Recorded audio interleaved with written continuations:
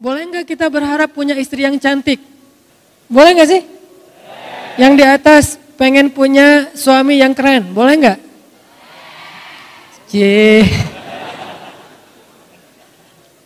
Boleh share akun Instagramnya ke belakang?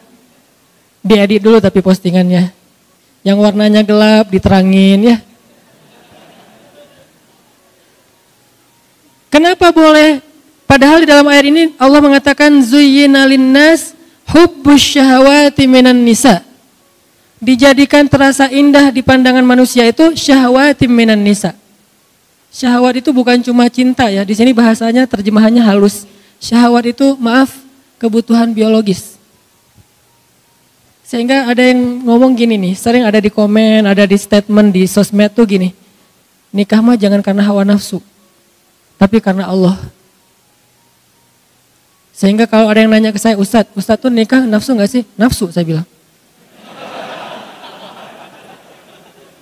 Kalau gak nafsu gimana caranya? Wah Ustadz gak benar, berarti nikahnya gak ikhlas karena nafsu. Perhatikan firman Allah di surat Al-Mu'minun. Walladzina hum li furujihim hafizun illa ala azwajihim. Orang yang menjaga, kemaluannya kecuali kepada istri-istri mereka. Oh kalau gitu nikah boleh dong karena hawa nafsu? Boleh banget, memang gitu. Bukankah makna litaskunu ilaiha yang kita singkat dengan istilah sakinah itu adalah laki-laki supaya merasa tentram kepada perempuan? Itu bahasa kiasan. Al-Quran itu punya gaya bahasa kiasan, punya gaya bahasa peribahasa Al-Quran itu ada. Salah satu peribahasa Al-Quran itu inna angkaral aswat la sautul hamir. Sesungguhnya seburuk-buruk suara itu suara keledai, itu peribahasa Al-Quran. Ada juga kiasan. Kiasannya apa? Yang tadi kiasannya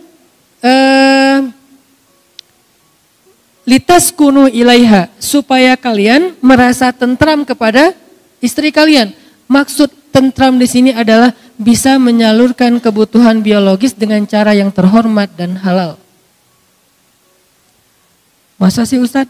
Nih dengerin hadis Nabi. Ada seorang sahabat nanya ke Nabi gini, ya Rasulullah, memangnya kalau seorang laki-laki menyalurkan kebutuhan biologisnya kepada perempuan istrinya, itu berpahala enggak sih Rasul? Syahwat kepada istri, pahala enggak sih Rasul? Nabi balik bertanya, kalau dia menyalurkannya kepada selain istrinya, dosa enggak? Dosa. Begitu juga kalau dia melakukannya kepada istri yang sah, maka dia menjadi pahala dan ibadah. Oh kalau gitu harus hawa nafsu? Iya. Walaupun itu bukan yang terpenting. Tapi Nabi meletakkan itu di awal. Ketika Nabi mengatakan pilihlah perempuan karena 4 hal. Yang paling depan apa? Fisik kan? Walaupun yang paling utama apa? Agama, iman. Tapi Nabi nggak meletakkan agama di depan padahal agama paling utama. Kenapa? Nabi itu kalau ngomong yang realistis. Walaupun punya idealisme. Ini lihat gaya bahasa Nabi ini. Kalau kita kan agama. Kata Nabi bukan. Fisik dulu, harta, keturunan, baru agama. Tapi kalau disuruh pilih, agama dulu. Tapi Nabi nyebutnya apa? Fisik dulu kan? Kan kita nggak tahu seseorang itu soleh atau enggak pas kita baru ketemu, baru lihat akunnya, ketahuan soleh atau enggak ketahuan. Pasti yang pertama kita lihat, hasil editan di ngedit semalaman. Wah, Korea banget nih. Korea yang dikasih hijab gitu ya.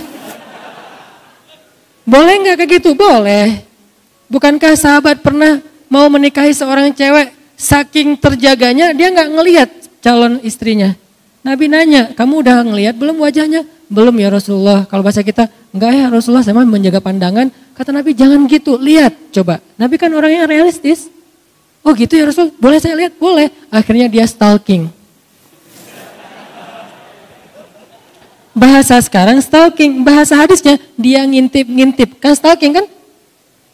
Dia mengintip-ngintip dari kejauhan mana si cewek lagi keluar dari ruang kuliahnya. Oh itu, Masya Allah, Subhanallah. Saya pikir biasa-biasa aja, ternyata bidadari. Ini artinya dia stalking. Boleh nggak stalking? Boleh, selama postingannya masih aman. Begitu ada yang macam-macam, langsung unfollow. Di blok jangan, kasihan. Unfollow aja, dan jangan unfollow terus ganti akun, lihat pakai akun yang baru, jangan. Biar nggak ketahuan, bikin 2 akun, 1 akun pencitraan, 1 lagi akun stalking. Enggak, bukan pengalaman. Pernah sih. Ini artinya teman-teman, ternyata dalam hadis boleh kita mencintai istri kita karena nafsu. Tapi itu kan bukan yang terbesar ya porsinya. Tetap ada porsi itu yang realistis lah. Sampai Nabi mengatakan salah satu di antara perbuatan sia-sia tapi berpahala adalah bercanda gurau dengan keluarga, istri dan anak. Nanti kita akan bahas tentang kata Nabi itu, kullu syai'in laisa lahu min dzikrillah fahuwa lahun. Segala sesuatu yang enggak ada unsur zikir di dalamnya itu sia-sia. Illa arba'u khisal, kecuali 4 perkara. 4 perkara ini enggak ada zikir, enggak apa-apa. 4 perkara ini cuman main-main doang, enggak apa-apa.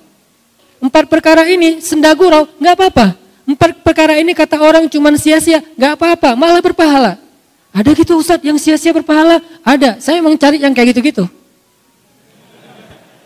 Ini angle yang jarang dibahas tentang Islam, biar kita tahu salah satu prinsip Islam itu teman-teman apa? Ayat yuridullahu bikumul yusra wa la yuridu bikumul usra.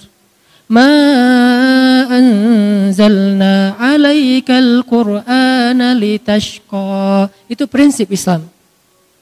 Allah pengen memudahkan kalian, Allah tuh gak pengen nyusahin kalian. Di surat Toha, tidaklah kami menurunkan Al-Quran untuk hanya ngebebanin kamu Muhammad. Enggak, Al-Quran itu tidak diturunkan sebagai beban. Syariat itu bukan sesuatu yang ribet. Justru Islam itu yusr, kemudahan. Salah satu bukti bahwa Islam itu mudah, nikah. Itu bukti banget tuh. Nikah susah atau mudah?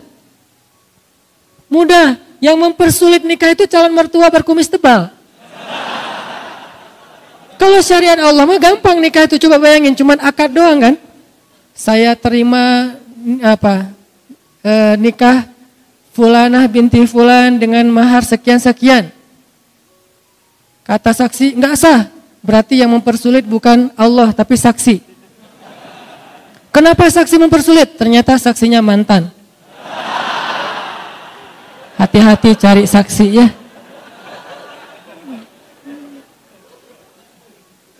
Udah akad bener? Enggak. Oh ulangi lagi. Sah saksi? Belum. Seharian gak bakalan sah kalau saksinya adalah M bintang-bintang. Cari saksi itu yang netral. Yang udah move on. Ustadz, insya Allah ya.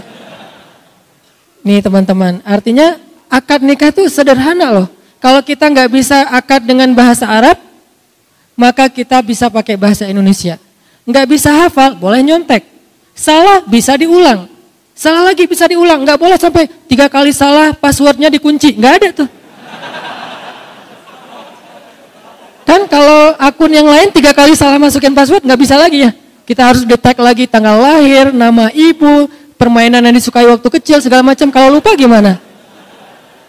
Itu sulitnya birokrasi manusia. Kalau Allah mah asik-asik aja. Salah, ya udah nggak apa-apa ulang. Seharian diulang Allah tungguin. Begitu benar sekali, sah, Allah bahagia. Malaikat bahagia, ngedoain kita tuh malaikat tuh. Sebetulnya nikah itu sederhana, cuman kayak gitu doang, mengubah status orang yang tadinya sentuhan aja nggak boleh, sekarang sentuhan jadi berpahala.